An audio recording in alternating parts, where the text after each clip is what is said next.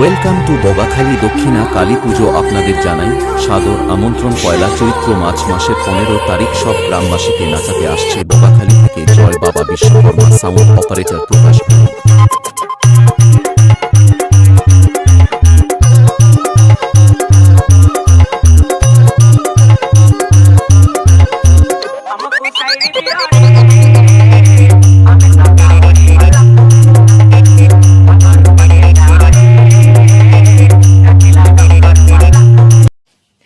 নমস্কার, আমি অর্ণা, আপনাদের সকলের প্রিয় মধুর হাওয়া সিরিয়ালের বনলতা।